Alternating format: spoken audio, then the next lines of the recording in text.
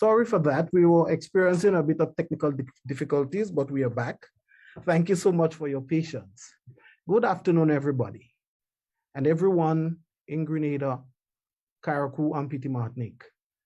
Thank you for finding the time to visit today's webinar. My name is Kevin Andall, and I'm the Permanent Secretary at the Ministry of Education, Human Resource Development, Religious Affairs, and Information. Our ministry is tasked with providing education to citizens of this nation. And during this pandemic period, this mandate has become more difficult.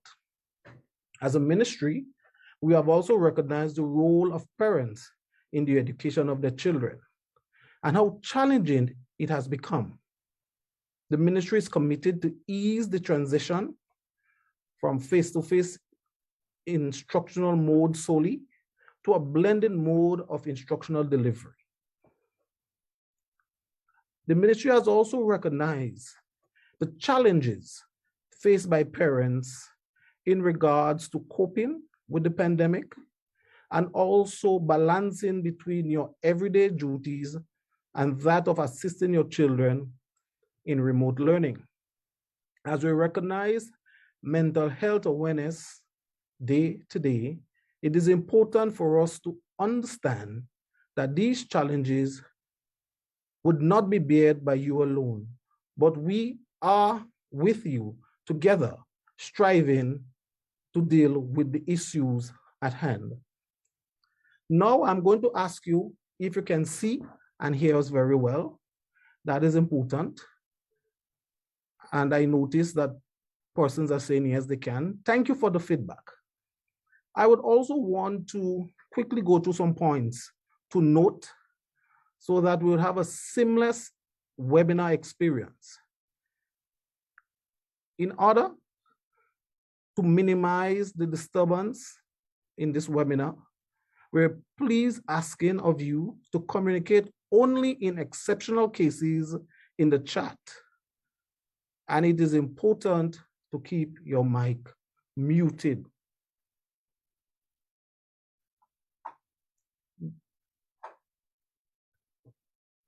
As always, in things like these, you would have questions that you would like to ask us.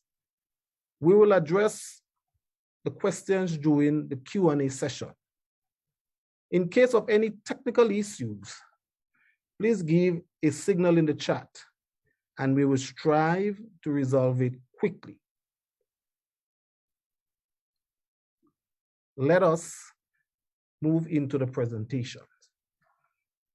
Today's agenda would entail a welcome that I'm doing now, a brief summary of the e-learning program by yours truly, a presentation on the secondary school devices that will be done by our IT officer, Mr. Kade De Coteau, a presentation on the primary school devices, which will be done by our IT officer, Mr. Jervis Dabreo.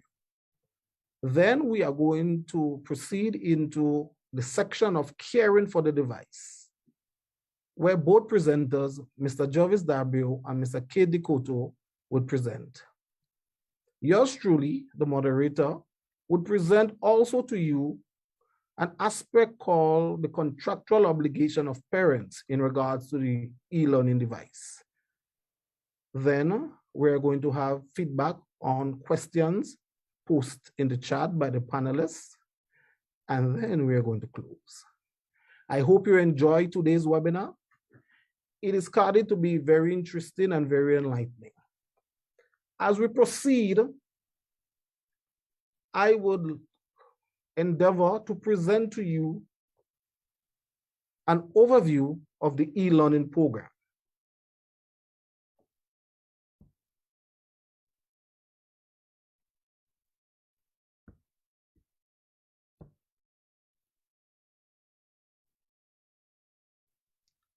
Our e-learning program came about last year as we endeavor to deal with the issues of COVID-19. And you may ask, what is e-learning? It is the use of ICT to expand enhance and enrich learning activities. What are the goals and the objective of our e-learning project? Is to make e-learning available to students in all pre-primary, primary, and secondary schools nationally by the end of 2019, and we are on our way with this goal. The e-learning project is conceptualized to provide these three broad areas: an e-educational ecosystem for all pre-primary, primary, and secondary school. And within that educational ecosystem, we have ebooks, e-learning devices for teachers and students, ebooks, as I said before, for secondary, and ebooks for primary school. The e-assessment, which would be facilitated through our MSTA platform, our learning management platform. Secondary students and teacher-centered productivity ecosystem, which is Office 365. And as we go along in the program, you would learn a lot about this. Our learning management system, MSTA. Our educational management system, EMIS. But all of these ecosystem and components of the ecosystem cannot operate without the connectivity infrastructure, which is the provision of broadband internet and Wi-Fi access to your students at their schools and in the community. And this is facilitated by our MESH and CASIP project. And last but not least, our e-learning training. These are the components of our e-learning ecosystem. Very broad, very expansive, and includes a number of parts. But today's activity would focus on the device. And without any further delay and any further hindrance in any way possible, I would like to introduce you to our presenters. The first presenter today is Mr. Kade De Coteau, an IT officer within the Ministry of Education. He has also been a teacher, IT teacher for many years, very experienced in the field of IT. And Mr. De Coteau would present on the secondary school device. So those of you parents whose children have a secondary school device, it is important for you to take note and to listen carefully. Mr. De Coteau, the floor is yours.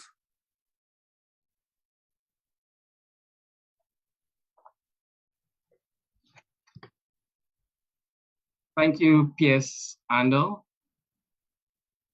It's great that we can all meet today so that we can explore the topic, my child device. I'll try to be as clear and as understanding as possible. If you have any questions, any additional clarification, please feel free to put it in the chat. I'll be happy to answer after the presentation, or share any additional material that you may need. So let's get started right away.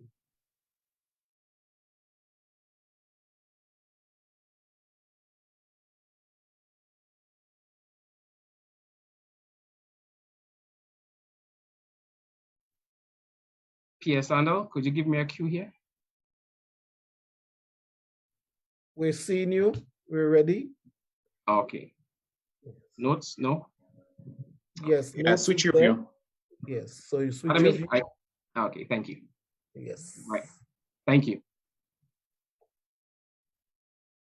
Okay, so this afternoon, my presentation will be on the secondary schools device, which is known as the LearnBook tablet. So first of all, we are going to go through the physical components of the tablet, and we'll move along to some of the apps that are on the tablet. So the LearnBook tablet, its physical components. The LearnBook tablet, it's a 2-in-1 device. So it's a 10-inch touchscreen tablet with a keyboard. It comes with a rugged case as well. And it also has a screen protector placed on the screen for additional protection. It also comes with a charging adapter. It's a 220 volts charging adapter. There are 2 ports on it. Any one of the ports can charge the tablet. It also has its specific charging cable that comes with it. And added to these components, you'll also find an SD card. And we'll look at the significance of the SD card a little later on in Care for Your Device. These are the components that will come with your device for the secondary school. The Learnbook tablet. The specification of the tablet, touchscreen, as I told you, 10-inch. It has 3 gigabytes processing memory, more than enough for education, 64 gigs internal memory, and it also has an expandable, well, space for expansion. So we can have, as you see in the SD cards there, micro HDMI port. The micro HDMI port allows images from your tablet to be displayed on another device once connected. It also has USB ports on it, the type A USB port. That port can be used to plug flash drives in it. Any expandable storage that uses that type A port. It also has your SD card reader, dual camera, back and front camera, and of course your chiclet style keyboard and case. Now there are many OneLearn devices, Learnbook devices out there in the schools. So how can you identify your device or your son or daughter's device? Each of the devices, they have a label. They come with a label on them, both on the box and on the tablet. The box, as you can see, and the tablet, it's below the keyboard. But on the tablet itself, we can identify the user by the serial number, right? So look out for the label underneath the keyboard to ensure that it's your son's tablet or your daughter's tablet and nothing happened along the way. Now, when you turn on that device, what happens? We go to what is called your home screen. Right, so that's how your tablet looks when it's turned on. It goes to your home screen. There are many apps available on the home screen presently. Now, if you're not seeing all these apps on the home screen, do not fear. We have recently pushed more apps to the tablet, so they will come in due time, but you'll have to have the tablet turned on and it must be connected to the internet so it can take the updates. So if you're still not seeing it after 2-3 days connected to the internet and the device is on, then you can go to this app here, the App Store, where you can find all these apps on the tablet. So you can install them, download and install them manually by yourself if you're not seeing them and you need to use those apps. So this is how your home screen will look once you turn on the Learnbook tablet, right? It's in kiosk mode. The students will not be able to go outside of that mode. It's an educational device, so we expect it to be used for educational purposes, right? So let us just quickly run through some of the apps that are on the tablet and how they relate to education. So the first set of apps I want to look at is the Microsoft Suite. I heard PS Andall speak of Microsoft 365. It's a partnership with the Ministry of ICT and the Ministry of Education. The aim is to give all students and all teachers in the secondary school for now credentials for Microsoft 365. So everyone in the secondary school will have a genuine license for Microsoft 365. So they will be able to use Microsoft Word for creating documents, Excel, PowerPoint, and those apps without any limitations, because they will have full access to that suite that you are looking at right there. Once the credentials are given to your son or daughter, start using them, start taking advantage of the apps that are available in 365. Quickly, let's run through some of them. You have Microsoft Word, which is for creating documents, Microsoft Excel for formulas, manipulating numbers, PowerPoint presentations. Microsoft Outlook is for emails, sending and receiving emails. And then there is this one, Microsoft Teams. That's the icon right here. Microsoft Teams, it's that space, it's that community where teachers and students can meet to have live meetings or live classes or live sessions, video sessions, live. They will be able to communicate, they will be able to share content, they will be able to post assignments, upload, students can upload assignments, get their feedback and so there with Microsoft Teams. It's a direction the ministry is heading to for remote learning, re-secondary schools. So ensure that your son or daughter gets their credentials and are able to log into the Microsoft suite. So there are other apps there. You can see the To-Do, OneNote, and so these are vital apps for remote learning. Let's move on. Some other apps similar to Microsoft Suite. We have the Google Suite with Google Docs, Google Sheets, Drive, creating documents, manipulating numbers, presentations, and all those apps are there available on the tablet as well. Gmail for emails, Google Maps for those who are curious and want to view the world from virtual, then that's no problem right there. Another important app that is on the book, on the tablet, is the ebooks themselves.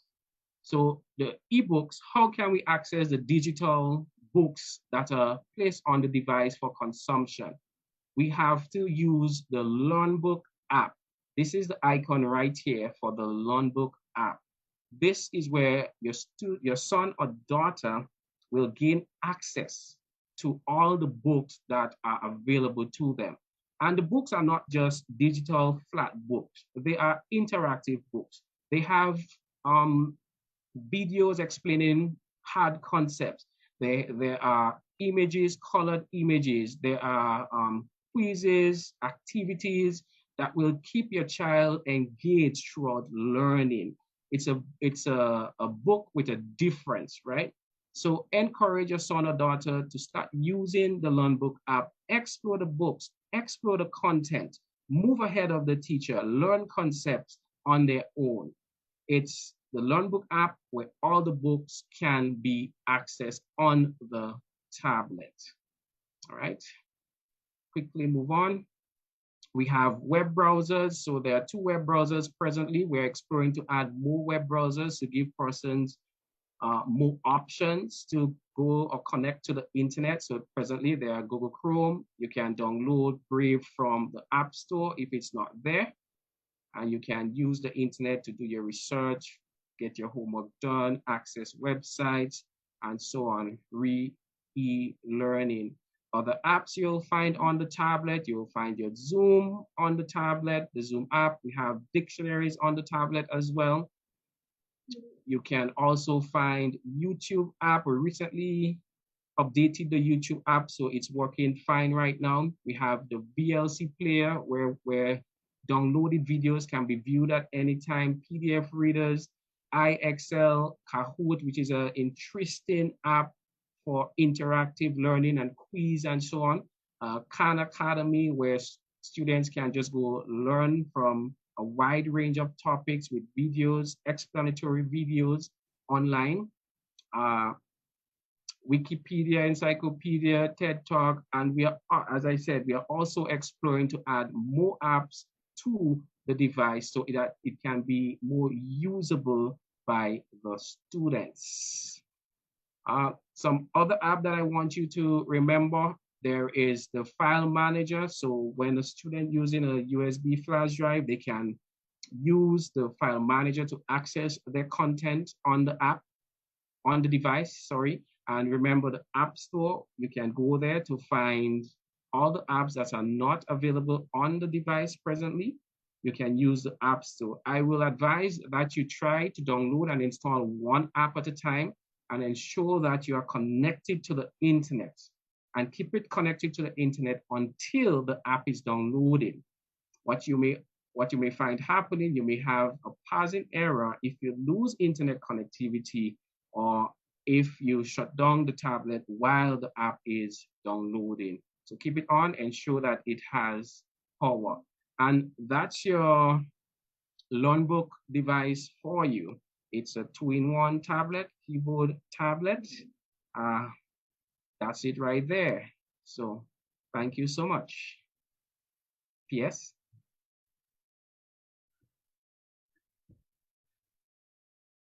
Thank you, Mr. De Coteau, for your presentation. It was well presented. And as you see, it's a 2-in-1 tablet.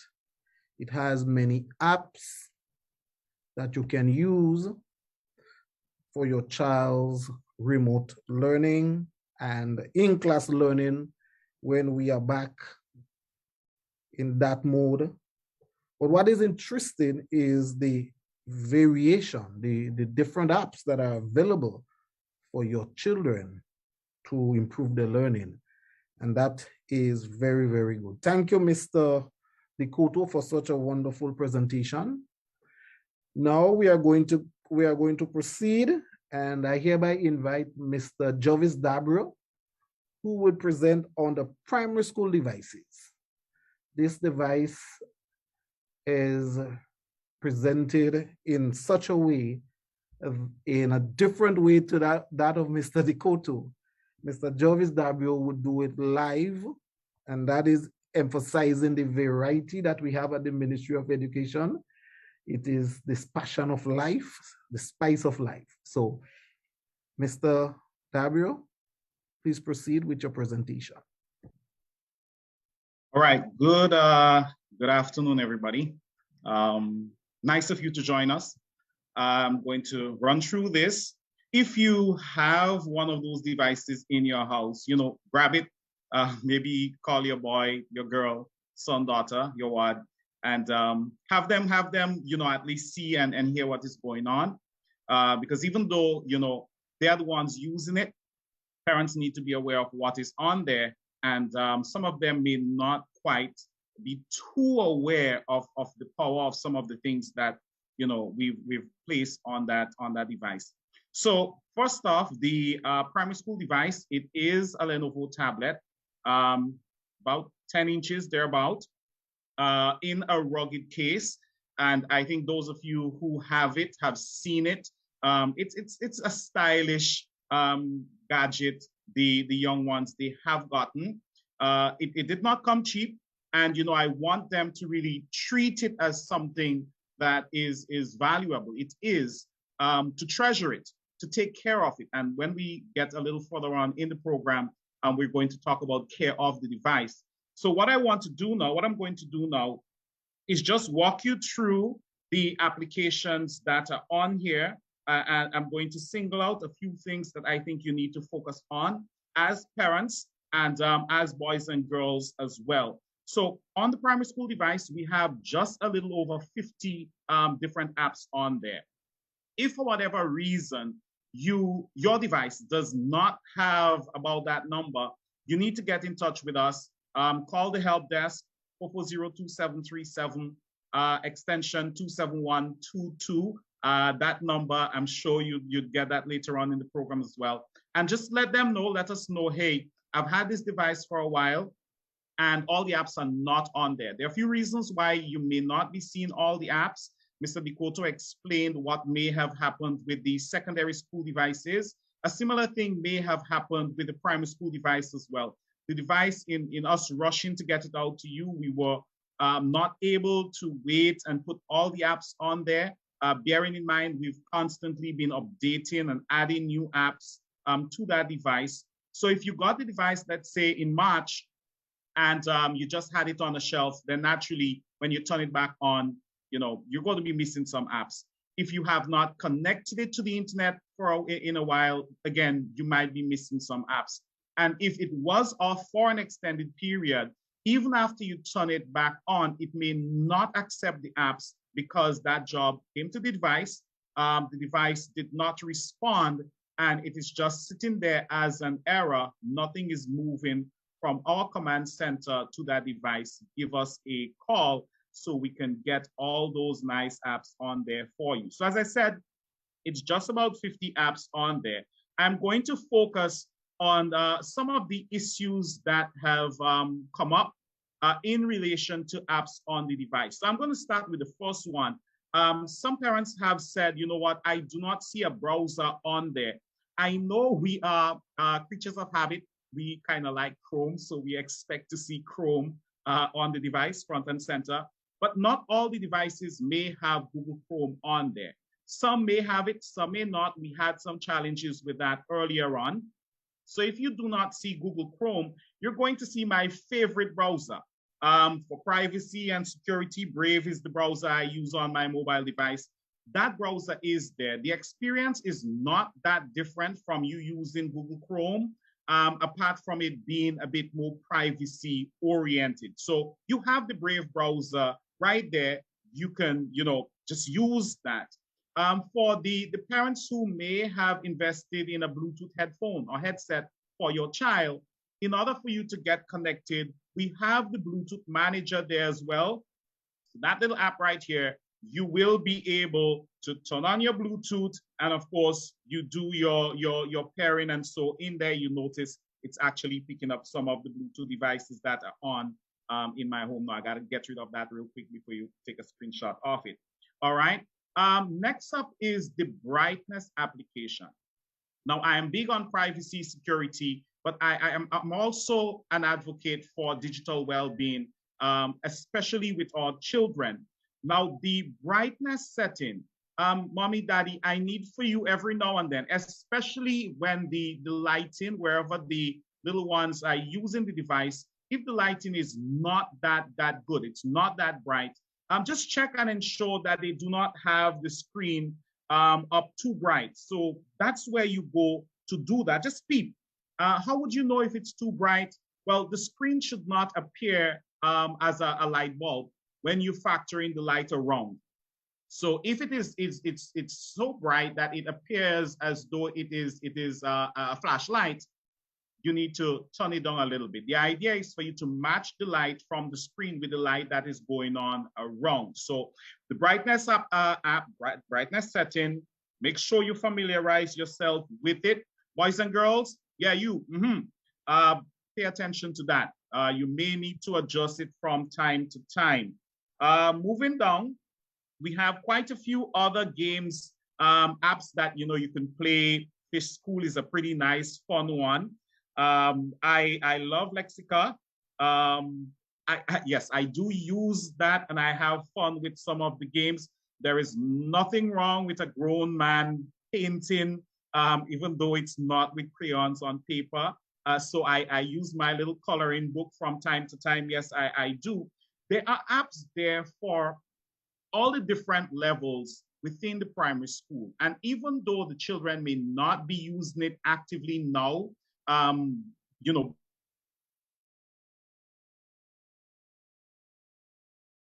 whatever, with whatever platform they're using, it does not mean that the device should only be used for, just YouTube and so. So parents, just go through some of the apps in here. Mr. De Coteau mentioned iExcel, and we do have iExcel on the primary school device as well.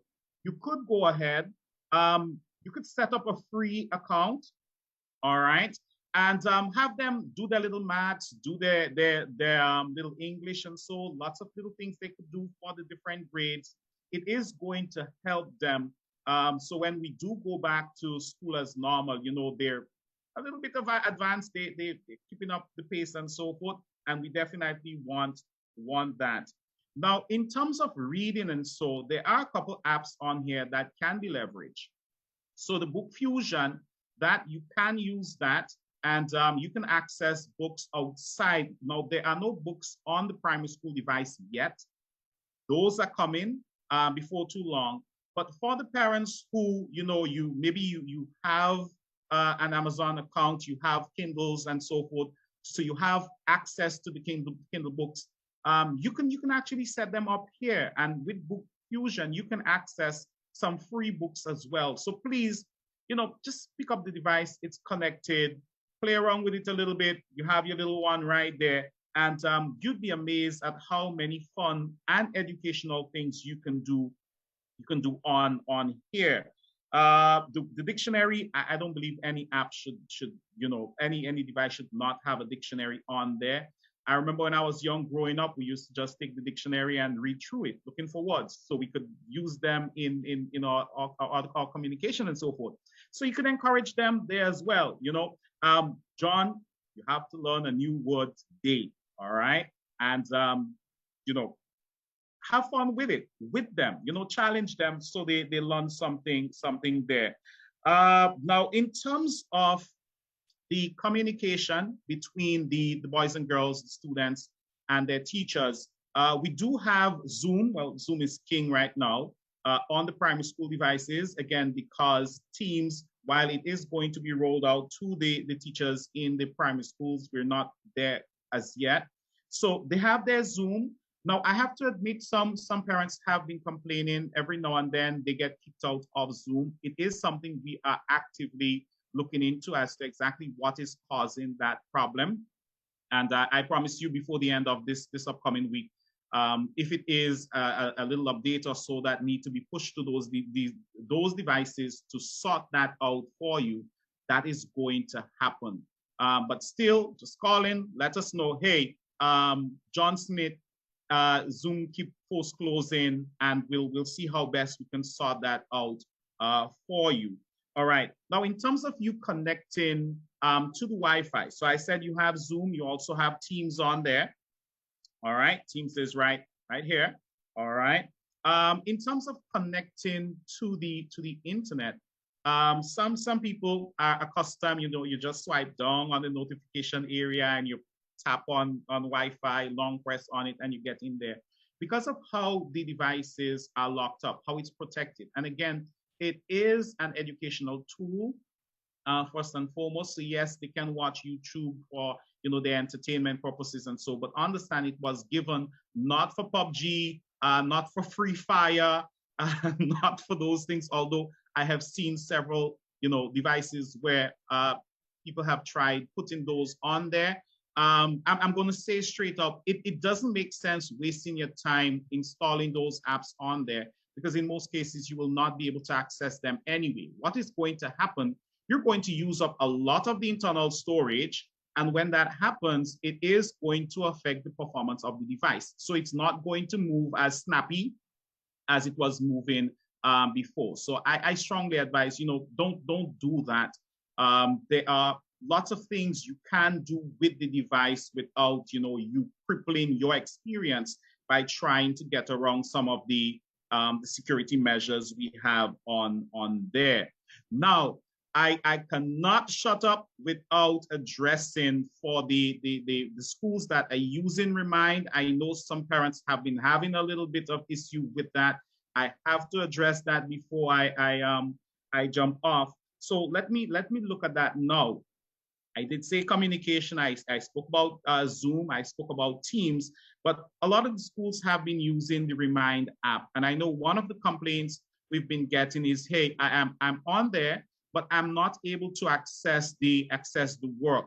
And truth be told, if you are on Remind and you're in the class and the files have been coming, in most cases, the files are already on the device. It's just, I guess, you not being too clear on where you go and how you access them. So I'm just going to run through that real quick. It's not going to take 2 minutes. All right, so this is me here. I am in my class. So I am in Remind, I'm in my class. And, let's assume that I have my files here. So for example, you'd notice I do have a couple files in here.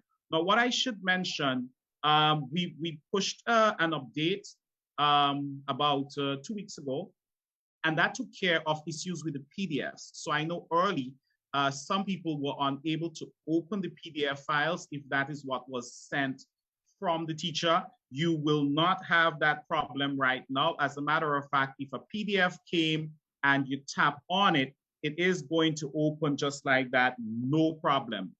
If your device is not operating like that, so you get a PDF and when you tap on it in Remind, it is still, post closing, meaning it closes off or it's not opening, call us. We need to know, and we'll address that. In some cases, this can be addressed remotely. So again, just keep that in mind. Now, in cases where you have a Word file, let's say the teacher sent a Word document, what have happened is some people are saying, listen, I tap on it. So if you look on your screen right now, in the bottom right-hand corner, I have getting started with Remind. Pay no mind to the name of it, but it's a document file. All right, so I'm just going to tap on that.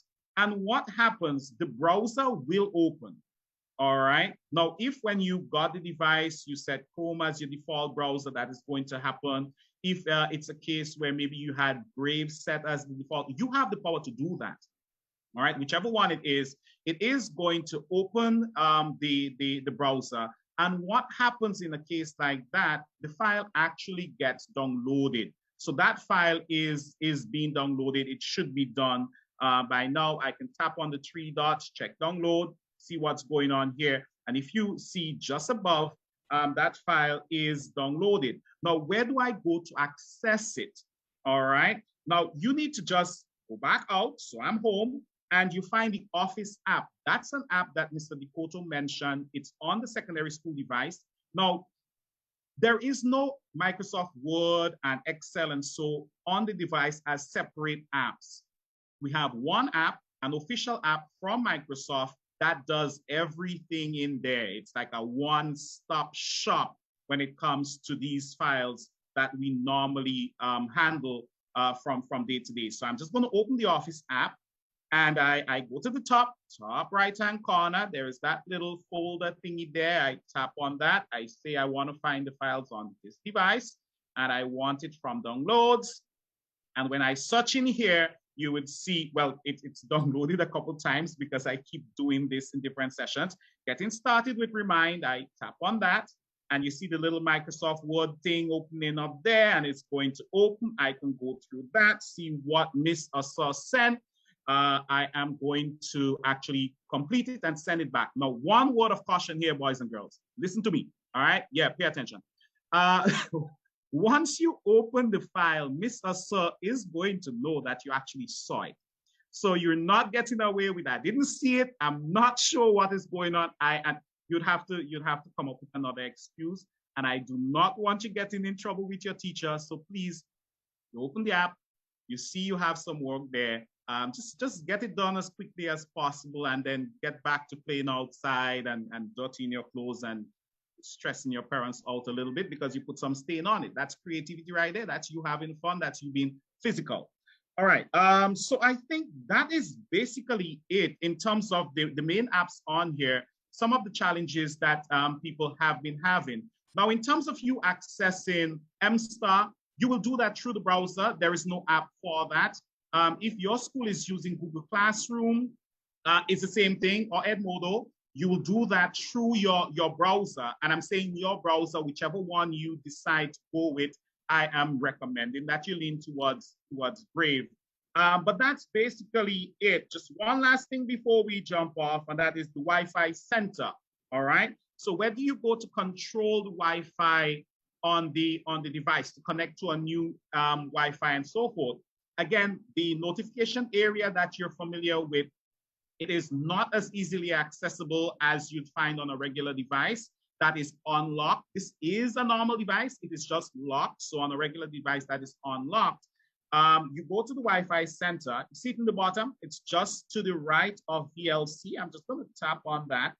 And it is going to scan to see what Wi-Fi connections I am close to.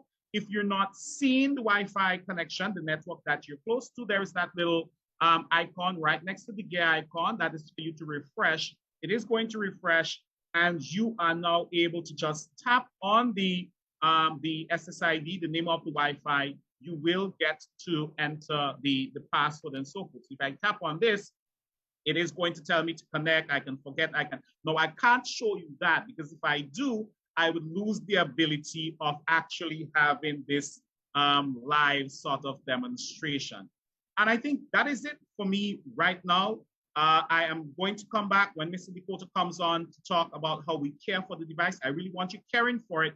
But as it is right now, PS, I think I'm just going to shut up for a little bit and hand the mic back to you. If you have questions, I'll be able to, I'll be happy to answer them, whether you want to drop it in the chat or you just want to wait for the Q&A section and we'll chat a little bit more there. PS, back to you. Thank you so much, Mr. Dabreo, for such an enlightening presentation. I learned a lot, and I know that you learned a lot with his presentation. As I keep my eyes on the clock, we would move to the next presentation, which is really caring for the device. And I would ask Mr. De Coteau and Mr. Dabreo, both of them collectively would deliver on that, caring for the device. Very important. The devices are very expensive, but we really want you to maximize the use of the device to minimize on interruptions. So listen carefully, and those objectives will be achieved if you care for the device as we present to you. Guys, go ahead.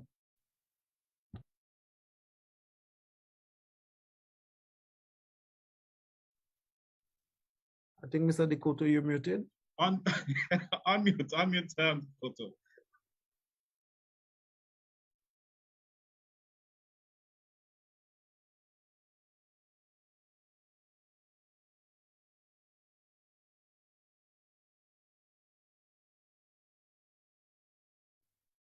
Change your view also.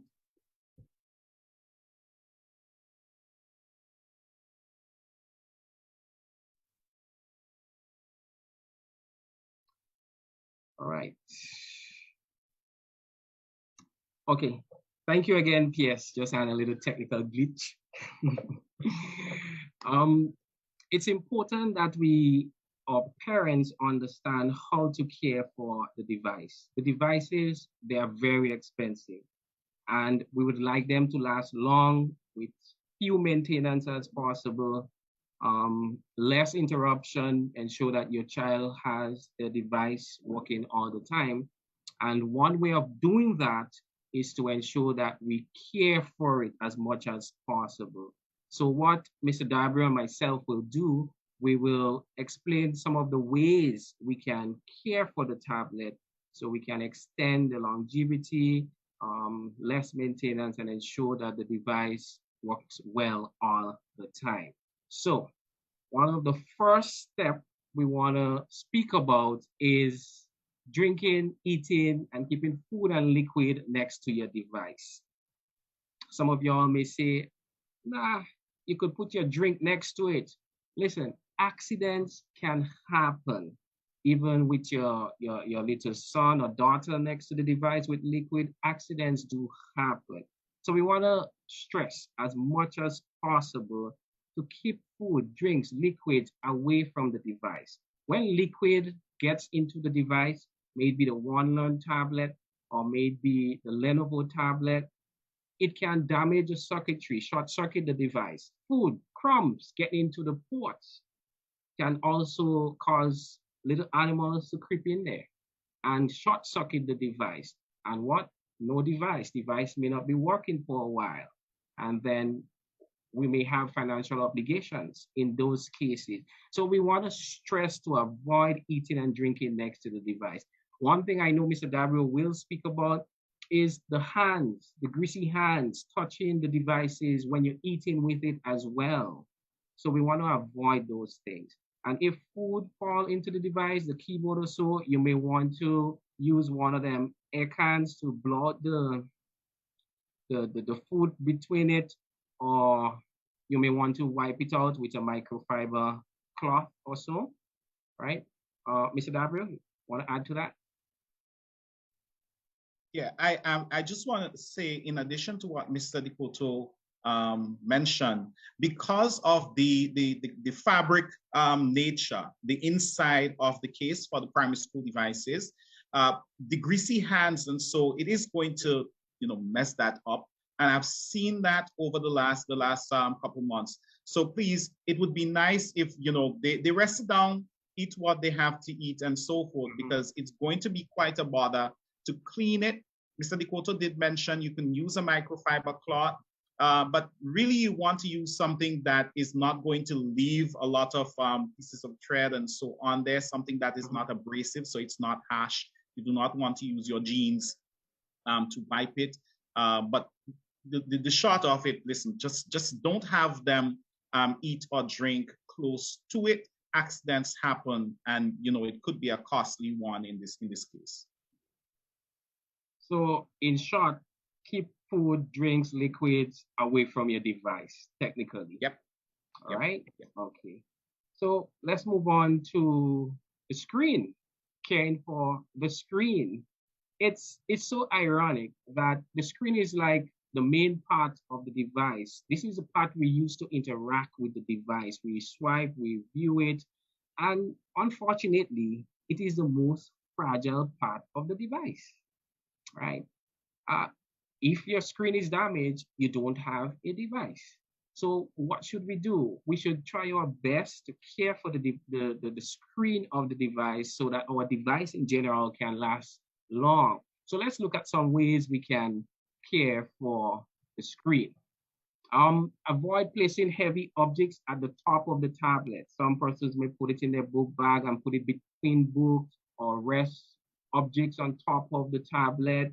Maybe any one of those tablets. These things can put pressure on the tablet and damage the screen, and we do not want to damage the screen. Even though it has a screen protector on them, it's still glass at the end of the day, and it can break. So we have to be very careful with the screen. Avoid touching the screen with sharp or pointed objects, or even poking the screen. Some persons may use a pen, the pencil, and so try not to do that. This can damage the screen as well and deface the screen at the same time. What we can do, we can clean the screen again with some microfiber cloth. If it's dirty, I'm saying if it's dirty, clean it with some microfiber cloth. I know we can speak about using a damp cloth, but very, very, very, very, very damp. Liquid, some persons may try to put liquid such as hand sanitizers and so on the screen. Mr. Dabreo, we say that's a no-no, right? Because those things can degrade the components on the screen protector. We try to use water or some chemical agent that is made for cleaning the screen. So if it's dirty also, please be careful when you are cleaning it. Now, with regards to the OneLearn tablet, where there is a keyboard that closes between the screen, you have to ensure that there is no small objects between the keyboard and the tablet itself while you're closing it, because that can damage the screen with the pressure when you're closing the tablet or the keyboard onto the tablet. So be careful when doing that. Do not open the tablet beyond its design point, because the OneLearn tablet is more I'm speaking to here, because the tablet, it has the keyboard, right? You cannot go beyond its limit. If you go beyond its limit, it's going to damage the hinges on the tablet itself, right? That means downtime for your child, and your child will just have to wait until it's repaired. Close the tablet carefully from center to top, or that again goes to the OneLearn tablet, right? With the keyboard, you have to be careful when you're closing it. You don't want to just hold one side to close it, but you want to hold the middle part when you're closing it, right? Because that can damage the hinge, putting pressure on one side of the tablet. We want to try as much as possible to care for the screen. Mr. Dabreo, you'd like to add here? Yes, so in addition to what Mr. De Coteau said, I know we are dealing with younger ones, but I've seen children take really good care of devices. So I know if we encourage them and, just tell them, yes, take care of it. And so I know they can. Sand is not a friend to glass, like the screen and so. So again, if for whatever reason, maybe where they're using it, a little bit of sand or so gets on there, be very careful how you take that off. You might want to try blowing it off a little bit and not just rubbing it. It is going to scratch the screen on there. Mr. De Coteau spoke about the harsh chemicals. So I know COVID-19, hand sanitizer, alcohol, what have you. No, you need to be careful about that, and how much of it you want to put on the screens. And so anyway, because if that leak into some of the little crevices, and so it can create some problem for you. Not just that, there is a protective coating on the screen protector, and that gets worn away, faster than it should when you use some of these harsher chemicals on there. Again, you're not supposed to be eating, but I'm somebody, even though I do not, I may not be eating, from touching the screen, it smudges a little bit. A damp cloth will work, not a wet cloth. So mommy, daddy, I will not recommend you let the little one go and damp the cloth, because you may end up in some serious problem with that. Now, in terms of the case, the One has a harder case because the keyboard help protect it. But with the primary school device, as you know, we have this folio system, the little flap. And so it is supposed to, now it's not just supposed to protect the screen, but when you close that, it turns the screen off for you as well. So you're going to get, a bit of your battery being saved instead of the screen being on. Please care for that. I actually saw a device that came in and that was torn off. I do not know how that was done, but mommy, daddy, you need to get them to care for it.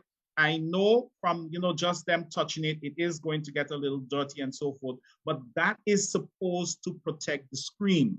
So if the device is not in use, we expect that to be covered nicely, so you do not end up with a broken screen. Yes, the device is rugged. It will take some blows and so, but glass is glass, and glass is going to break based on what it comes into contact with.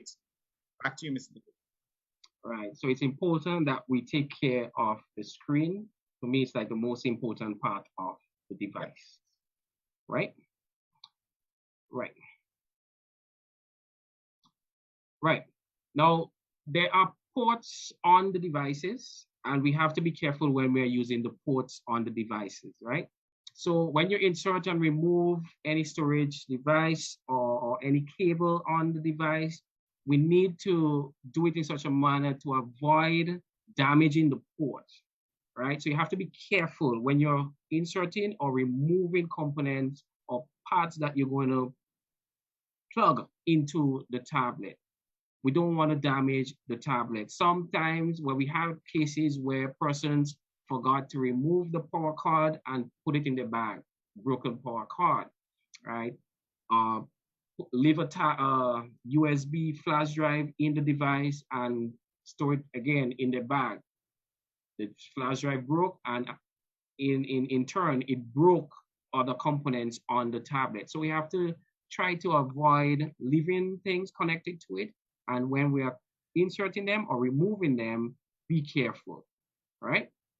And insert the correct component in the correct slot, right? I know we had that issue with the Learnbook tablet, the charging port and the earphone port.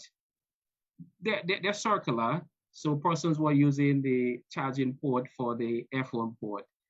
They have different size, so we just have to know which one is for which. And do not insert items that are not supposed to be in the tablet, in the opening ports, in the ports of the tablet. Parts that are, or components that are not intended for those ports, sorry. All right, so we have to avoid that so that we can ensure that our device lasts longer. Anything to add?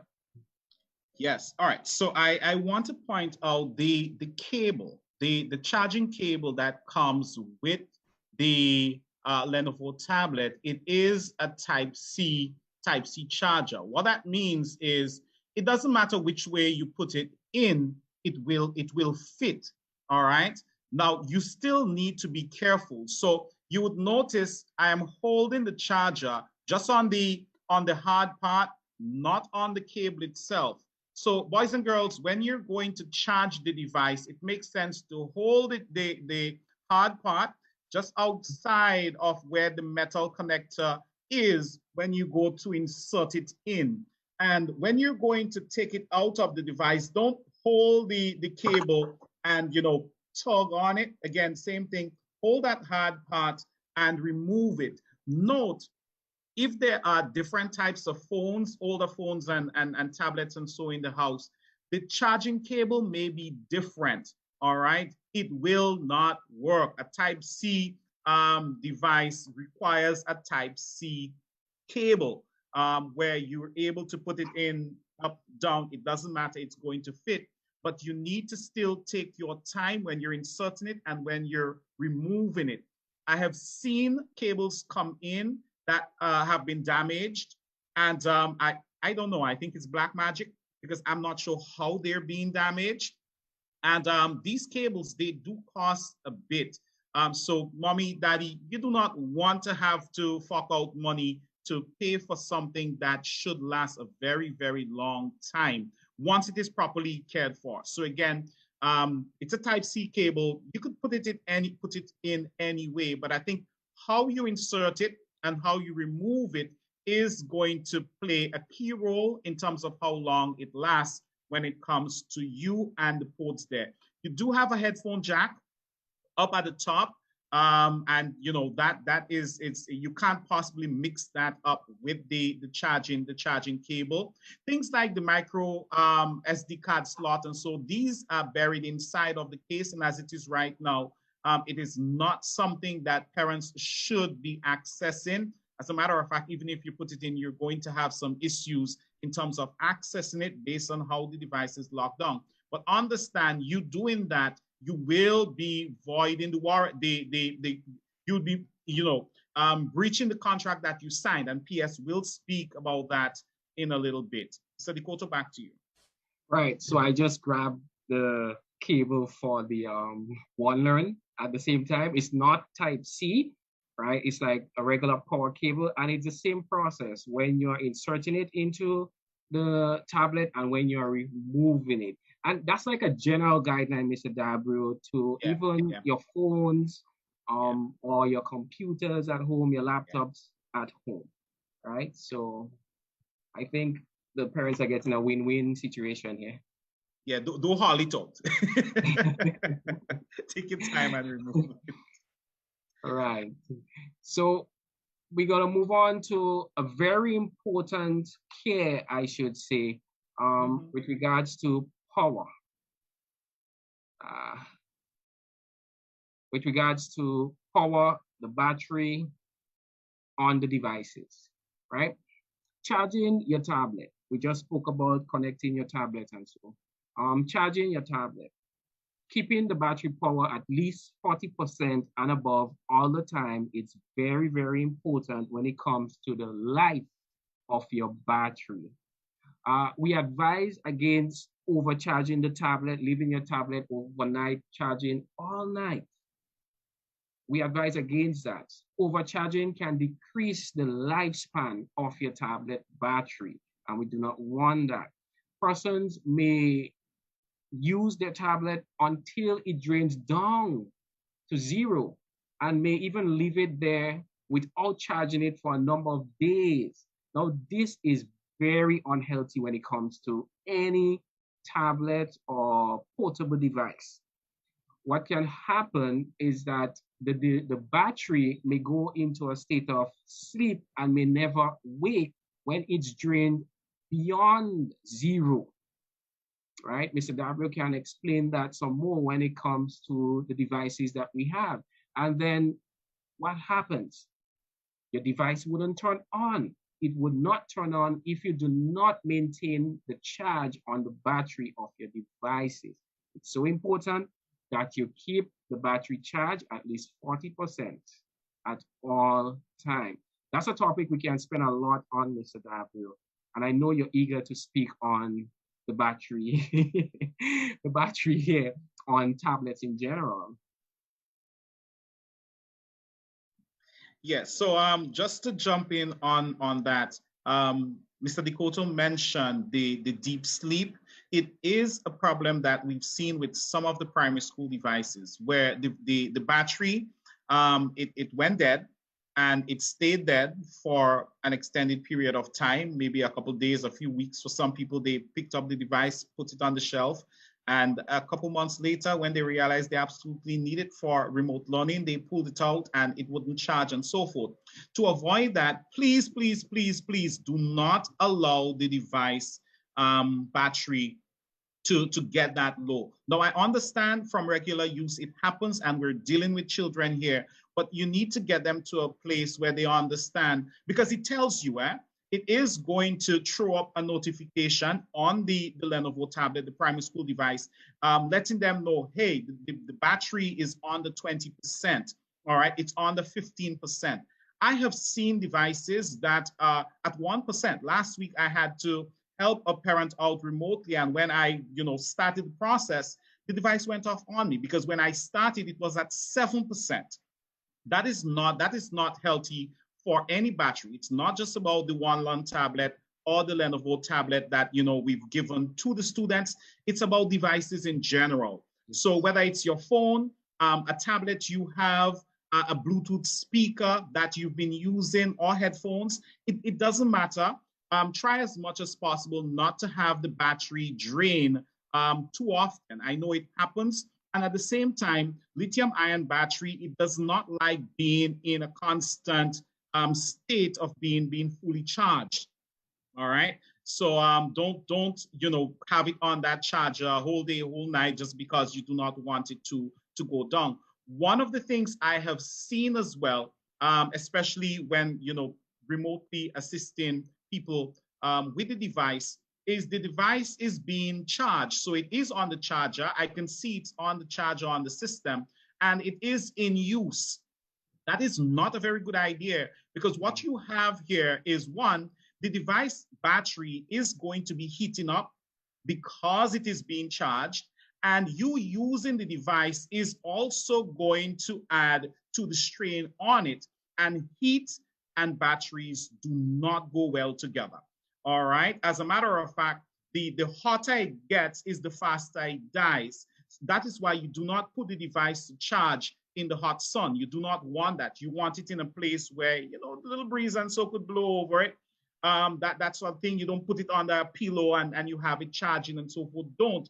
And discourage them from using the device while it's being charged. Have them charge it before they know they have a session tomorrow at 9 o'clock. That device should be charged and ready to go by 8:30 tomorrow morning. So at 9, it is not plugged in. It is good to go. That is just general, proper care for the device. The charger the device came with, I know Mr. De Coteau had that one day and he didn't touch on it. I guess he might jump back on it for the OneLearn, but if possible, stick to the charger the device came with. While another charger will charge the device just fine in some cases, you never know, because different companies, they set up their thing differently, and it could have some negative impact on it. So use the brick. That's the charging block, the part of it that you plug in. Use the part that it came with to charge the device as much as possible. And please, I'm begging again, do not allow the devices to go dead. If you are going to box up the device, so let's say for whatever reason, you're going to, maybe you use the device on Friday and you decide this weekend is a no device weekend and I'm just going to shut it down and it's going to stay on the shelf. You do not want to charge it to 100% and then shut it down and leave it like that for the next few days or the next couple of weeks, what have you. Ideally, about 50% is a good place. You think about where your device is in terms of battery when you get it fresh out of the box. You want it around there, because remember, especially with the primary school devices, these batteries are sealed in, and it's a little harder to get to it than with the one-learn tablet. We do not want these batteries going bad because of negligence or just poor battery hygiene in terms of how you charge it when you charge it and how you use it when it's being charged and so forth. Mr. De Coteau. Yes. Again, I'm going to stress with you, do not let the batteries deplete beyond zero. Don't let them drain further than zero. Don't let them go down so low in layman's term, because that can cause serious problem for the device or the battery, and in turn the device. Overcharging, do not leave it unattended when charging it, or putting it on the couch, or putting it on the bed. Mr. Dabreo mentioned the underneath or on the pillow. Those things can get very hot, and those materials are flammable. So you don't want a fire starting at your house. So please be careful when you're charging your devices. Put it in an area that the material is not flammable, or monitor it. Do not leave it unattended, right? Overcharging, heat. You don't want too many heat getting on the device / your battery, right? It's bad. Okay, so we're gonna move on, Mr. Dabreo.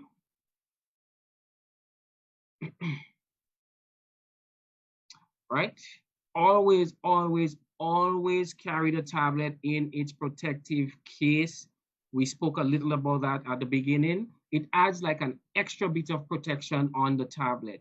Now remember, children, students, child, son, daughter, they are on the move when they're using the tablet, maybe home or in the school. Again, accidents can happen anytime.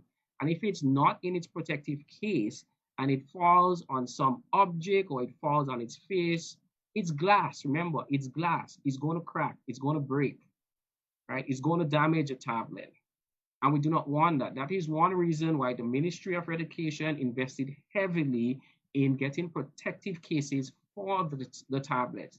So we want to encourage parents to ensure that their son or daughter, they are using the tablet with the protective case on the tablet. When it comes to the OneLearn, we also notice that students are removing the keyboard from the tablet. Yes, the keyboard adds some protection as well if the device falls. So keep the keyboard on the tablet, although it can be detached, but keep it on. It adds extra protection. We look at the Lenovo tablet with the flap, the side piece that can close. Keep it closed, as Mr. Dabreo said, that can turn on and turn off the device, so it can help save battery as well. So keep them, or keep the protective case on the device all the time, as much as possible. Not even as much, all the time. I think that will what he said. Moving on. Right. Now, when it comes to the OneLearn tablet, there is an SD card that comes with the tablet. It's a 64 gigabyte SD card. And the SD card contains the books on the tablet. It allows for students to access the books without an internet connection. So whenever you remove that SD card from the device, you will have no book on the device. So we're encouraging everyone to keep the SD card in the device at all times. Do not remove it for whatever reason. If it's defective, for whatever reason, it becomes defective. Now the Ministry of Education will replace a defective SD card after investigation, and it's defective. We'll replace it. If the SD card is missing, if the SD card is not there, we will not replace the SD card for free. That's what I should say, right? So please keep the SD card in the device. It is what the books is on for offline consumption. So it needs to be on or in the device at all time, right? Just before you run to the next one, I think it's important for parents and students to understand that the books on the SD card, it is encrypted. So it's not a case where you can remove it and put it on some other device. And no, there is no reason to really remove the card because you would not be able to access what is on there anyway. All right. So just leave it in place because you run the risk of one, corrupting the card based on how you take it out and what was happening, of losing the card. And that's just an additional cost that I don't think right now we should want to have to deal with. Leave the card in there. You can't access what is on it on another device anyway. Leave it in there and benefit from its use while it's in place. Correct. Correct. Some general security for the device: avoid leaving your tablet lying around without any supervision. You're going to attract thieves. Persons can take your device, and that will be a long process, which will involve the police in investigation to find your device. So you're going to properly secure that device as much as possible. We encourage persons to use the tablet on flat surfaces because it can topple or so based on uneven surfaces if it's being used, and avoid dropping the tablet as much as possible. It can damage. Remember, if you do not have the case on it, even worse, right? So please avoid leaving the tablet lying around without supervision. This is additional headache when the police gets involved to investigate the matter. And I know Mr. Dabreo may be urging to speak on our mobile device management, which we can use to track the device location if it is missing, if it gets stolen or so. So we work with the police or the CID, or we work with the Royal Grenada Police Force to retrieve that device. We have retrieved a number of devices already that were misplaced, and I think based on the protection that we have, we are ready for more. Mr. Dabreo? What I want to add here, mommy and daddy, this is for you now. All right, talk to the boys and girls. All right, so find out from them. Let them know, as Mr. De Coteau said, they need to care for it and make sure they know where it is. But do not report the device lost or stolen before you have a conversation with your son or daughter. Because I got a call late last week, and the teacher was all frantic that this device was lost. The child was using it outside and turned their back for a while, and the device. And when I checked, the device was in the house. It was connected to their Wi-Fi when I inquired, and it was in use by the child. All right, so at least find out. They should, you want them to protect it and make sure they know where it is. But at the same time, before you go run into the police, just make a little check. Ask them where is it. Look for it, because you do not want a situation like that. And we've had situations like that where reports were filed, and at the end of the day, the device was in the house. It just wasn't where the parent thought it should have been, because the child, moved it, or some other sibling took it and moved around with it. Indeed. So please, when it comes to securing the device, it's expensive. Let's try our best to secure it as much as possible, right? Right. We spoke about keeping the device away from extreme heat, right? When it comes to the battery and so on. Do not leave it in direct sunlight or put it near really hot things. Avoid that as much as possible. The battery don't like that. The components inside it don't like that. It's very small components inside it. It can damage the device in itself. So keep it, again, do not put it in extreme temperature as much as possible, right? Some persons may leave it in the vehicle, close it up.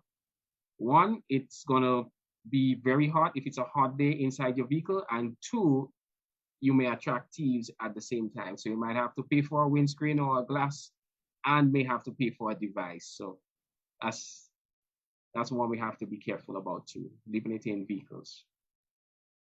Right, so some quick reminders. The tablet must not be taken to any computer repair or maintenance service provider.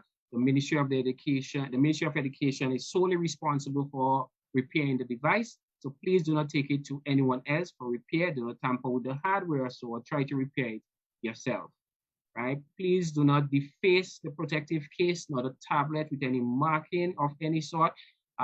We have seen markings on some already, stickers and so on, some of them. We have identification labels on the devices. This is enough. So let's keep it as clean and sleek as possible. The pre-installed system and application software on the device must not be reset or modified in any way. So whatever the device comes with, try not to modify, try not to remove it in any way, because that is against the contract. And that should be tablet. You're responsible for the tablet security and care, You're responsible for the tablet security and care. Just want to back up a bit with the pre-installed software. Mr. Dabreo mentioned when persons try to install apps from the web browser, if it's installed or when it gets installed, you will not be able to see the apps, and that will just be increasing the amount of storage you use on the device, making your device run sluggish. So we asking persons, encouraging parents to encourage a child to just use the apps that are available on the device. The others would not show up if you try to install them on any one of the devices. They're just making the device run slower. And of course, there are financial responsibilities for loss or repair of those devices. I will speak more to that. PS will speak more to that when it comes to the contract. Mr. Dabreo, that's basically it when it comes to the. I'm going to say what's on the next slide. I'm going to say what's on the next slide. Thank you. Be my pleasure, sir. Thank you, guys. Thank you so much for that presentation. It was really enlightening. It was a mouthful. It was a lot for you parents. But I hope you remember the salient points. Keep the tablet charged. Ensure no eating, no extreme heat. Don't use the tablet while it is charging. I'm telling you, you really would have to ensure that the device is taken care of so that we can get the best use of the device. Now let me go into the next presentation, which is the contractual obligation of parents in regards to the tablet. It is important that those of you who have your tablets with you, that you remember that you had to sign a contract in regards to the tablets. And I would like to highlight some of the salient points in regards to that contract and what you signed on to. Now it is important to note, let me get back to the beginning of my screen.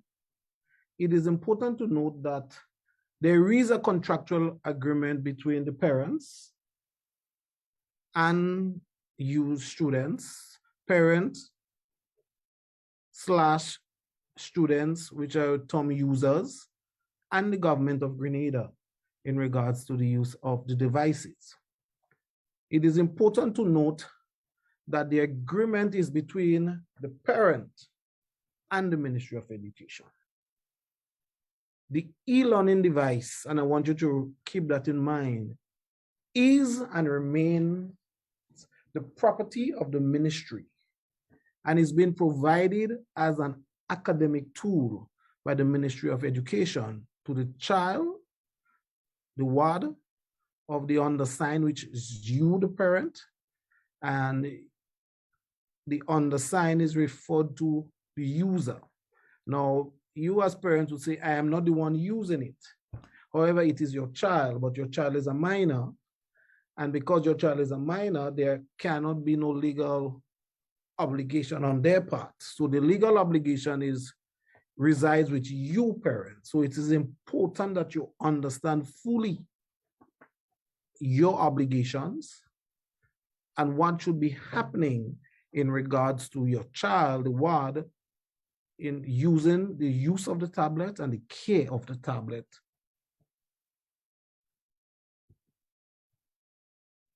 What are the primary responsibility of you parents and the user?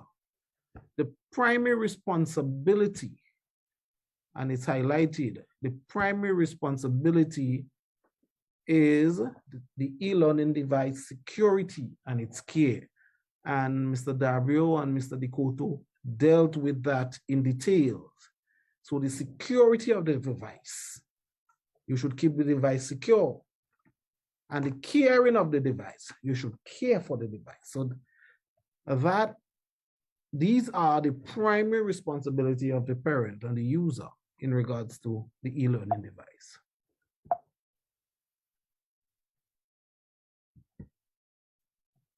You may ask this question, and that's a question that you would have to ask, and some of you would like an answer to. Can I travel with the device? No person shall be permitted to travel outside the state of Grenada with the e-learning device. During any absence of the user from Grenada, the e-learning device must be returned to the care of the ministry and shall be returned to the user upon their return. So the answer to the question is, can I travel with the device? No. You should not. You should not tamper with your device hardware and software. The e-learning device's hardware, pre-installed system, and application software must not be tampered, modified, or reset in any way. It is important to note that if there is a problem with the device should be returned to the ministry. However, there are some support mechanisms at the school in regards to the learning champs at the school. So your child being at the school can utilize that system. But seeing that now the children are not in the school and they are learning remotely, then we have a help desk. Can call the ministry's number 440-2737 and ask to be patched into the help desk, and you can report your issue to the help desk, and the help desk will guide you accordingly in regards to your device.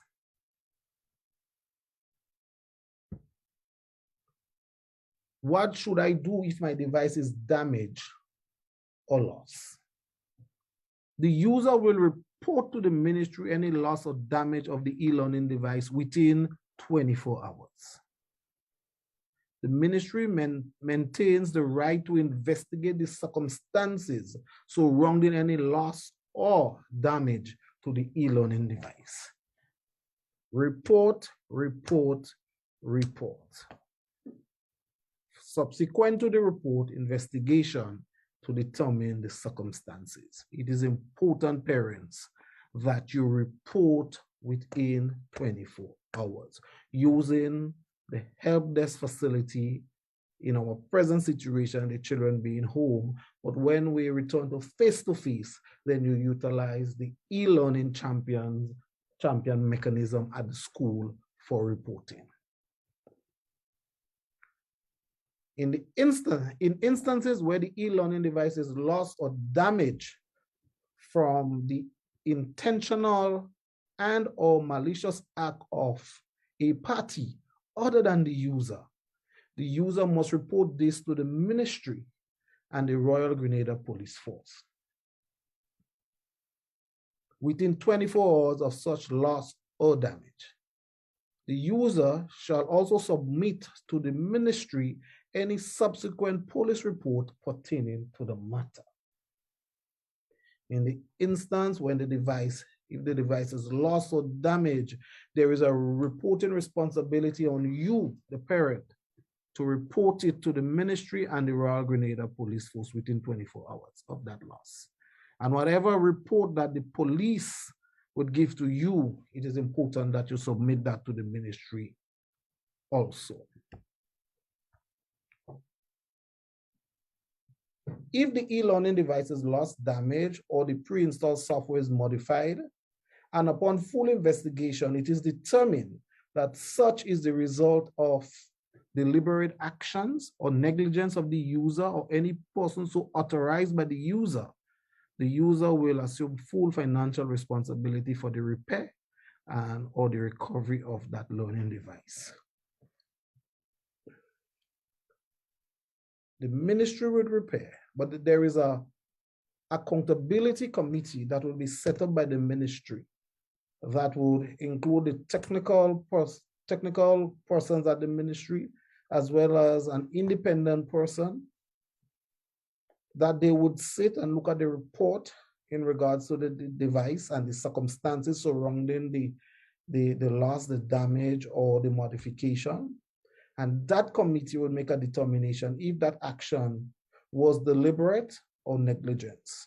If that is the case, then as the contract stipulates, which you have read and signed to, that the user would assume full financial responsibility.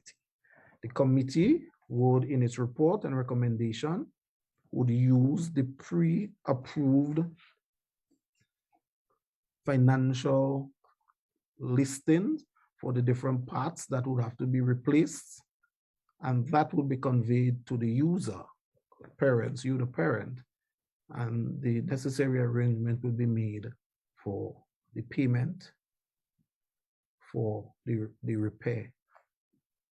And if the device is totally damaged and cannot be repaired, then the report would make a recommendation to what would be the next step in that regard.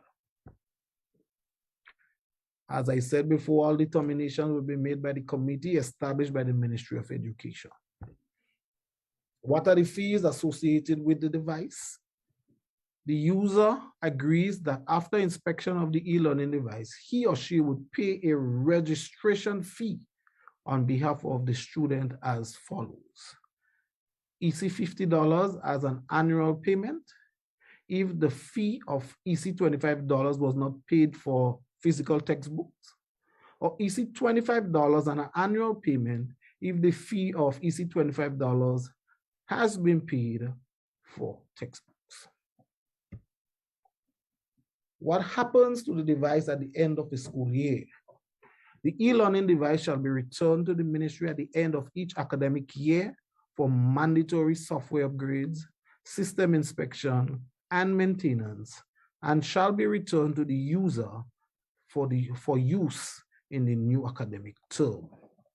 This is, in summary, what the contract entails. It is a guide for you as users, as parents, based on your contractual obligation. Remember that your prime responsibilities are security of the device and care for the device. But even though you are meticulous in the security and the care, accident happens, things happen, but there is this committee that would look at the case.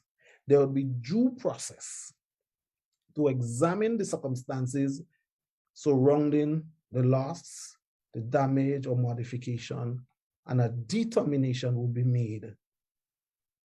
And with your cooperation and with your collaboration, we can ensure that your child gets the device back to him or her as quickly as possible so that their learning can continue. But it is important for you to read your contract.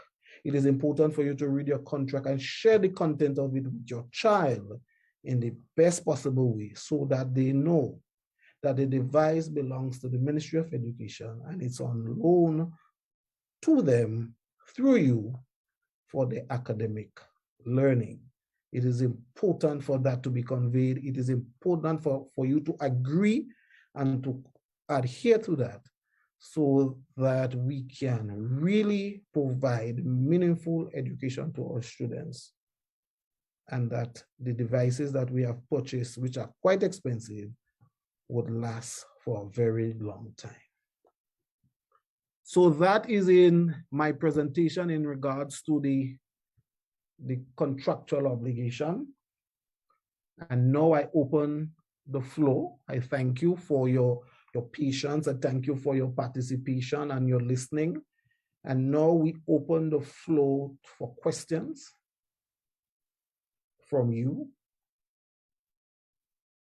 And I have a question that I think that Mr. Dabreo can answer quite well for us. When would the kindergarten students get the device? Mr. Dabreo? At least you answered in the chat, but then I answered it in the chat already. All right, so the kindergarten devices, most of them are already configured. So those it's just a matter of a few days now, and parents will be informed in terms of when they'll be able to get their devices. So definitely before we get close to the end of this month, all those devices should be out in the hands of the young ones. And please, parents, when they're ready, collect the devices. Don't put us through the same sort of thing we went through with the others, where we configured the devices and we had to beg people to take them. Thank you, sir. Our next question that is up in the chat, I think that is for Mr. De Coteau now.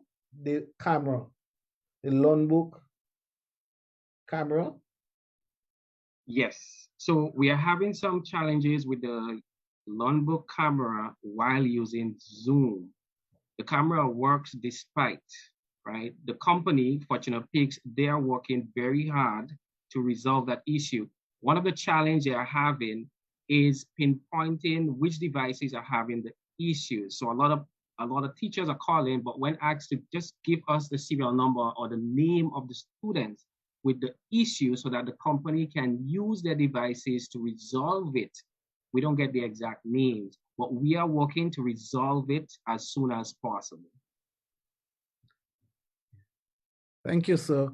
I see that a number of persons are raising their hands.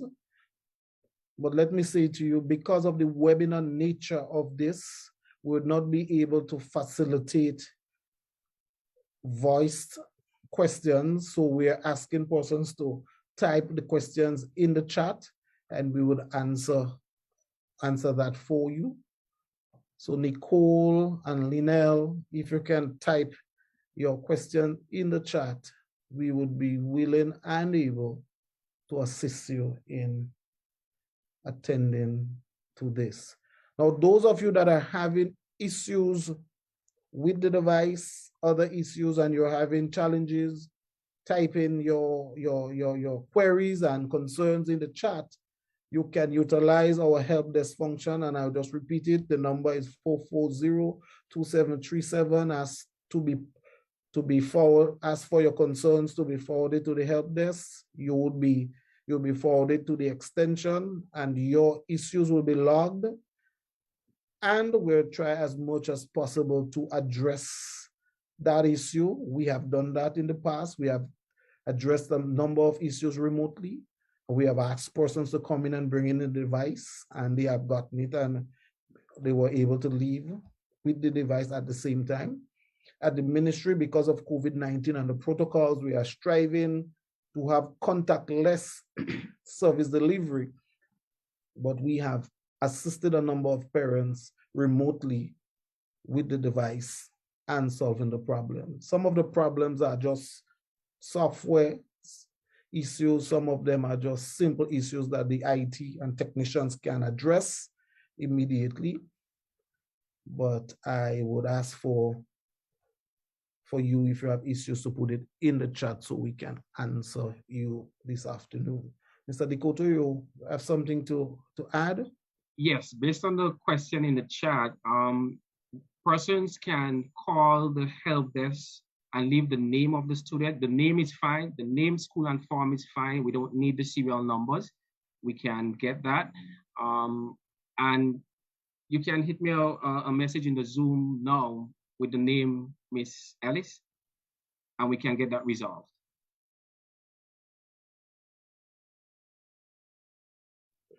If you want the issue to be dealt with privately, you can you can message the technicians in the Zoom privately, and they can help address those issues. Now, there is a question now that the screen cuts off about a few seconds, which is very frustrating for the children when they are working on assignments. That's for the primary school. It would be good if the screen time can be extended. Mr. Dabreo, we're talking about week time. Yeah, we're talking 30 seconds. Now, I checked, there are about 80 something on Facebook plus the number here. Unfortunately, we would not be able to send an update remotely to address that. So I dare say the parents who, you know, it's posing a serious problem for, just let us know. You do not necessarily have to bring the device in. We can remotely make the change, but it cannot be done in bulk. So there is no way right now for us to just adjust the timing for all the devices. But if it is a serious problem for your child, as a matter of fact, you can just you know, message me the child's name, and I'll tend to that as soon as we finish here tonight. But for the other people, you know, you can always just call the help desk and let them know my son, John Smith. I keep using John Smith. His device, it's timing out a little too quickly. I'd like that adjusted. And what we've been doing is adjusting it to 5 minutes, so they're able to do their stuff without needing to touch the screen to keep it on. I would like to touch on the secondary school tablets here at the same time, read the screen on time. We are working on sending out or pushing out an update which will allow students access to change that screen on time for themselves. So we are testing it out, and hopefully we'll get it out as soon as possible. Right, but for now, no one has complained as yet. So yeah. All right, thank you. Steph Charles on Facebook says that, why is the apps needed for schoolwork not responding? Steph, we would really like to know which tablet. Is it a primary school or the secondary school you're speaking about? That would help us in answering your question. But Steph is having a problem, guys, in regards to the apps needed for schoolwork not responding. So I believe Steph Charles would give us the details so that we can answer her or him shortly. Well, I go ahead. think that person probably experiencing in the middle between an update, right? So probably they're not able to get any of the apps to work. What they can do, they can call the help desk. We can push back the update to that device, and all the apps, let's say, will kick back itself if it's giving that trouble presently. I think it's the same thing. It can be the same thing for the Lenovo tablets as well. Okay. Yeah. Yes. Yes, there's another one in the chat here. In terms of IT's accessing your device location. So before the device got its Android 11 update, because the devices are protected, the devices, they do belong to the Ministry of Education. If the device is lost or stolen, we have to be able to track it. We also need to be able to push updates to it. If you need something changed in, for example, the screen on, the screen timeout, you want that adjusted. You want us being able to do that as well. Now, all these things require us having access to the device.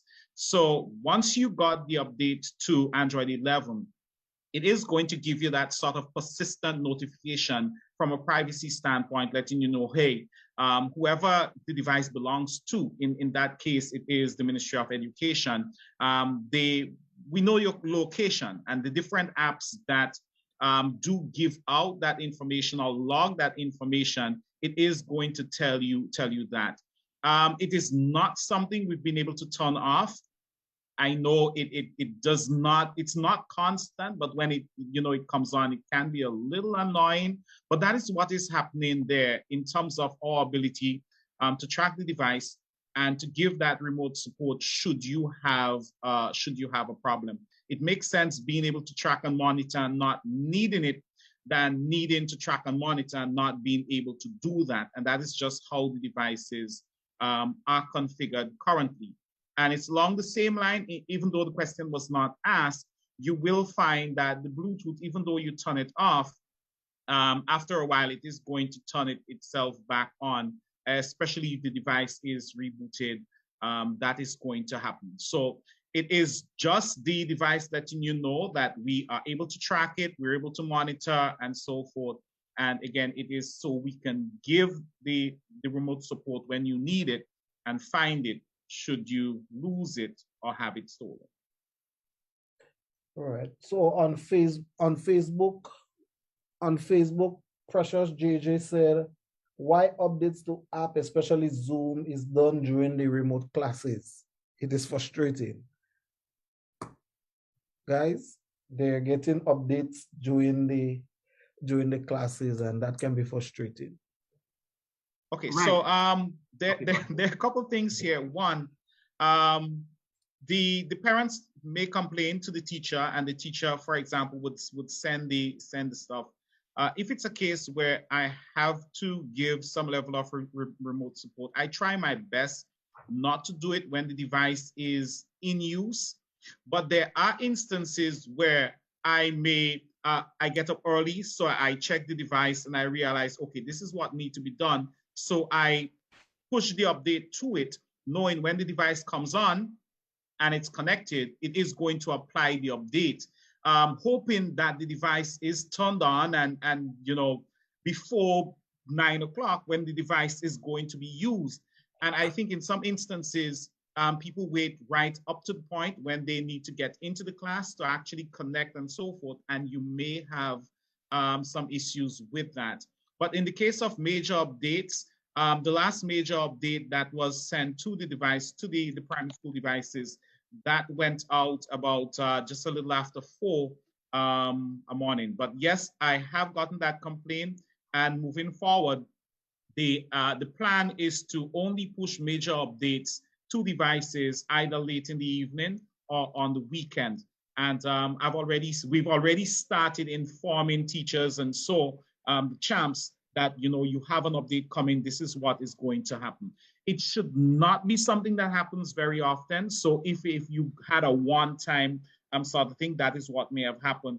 But if every time you have Zoom throwing them out, then definitely give the help desk a call. We'll get the child's information and we'll take a look into what might be happening with that device.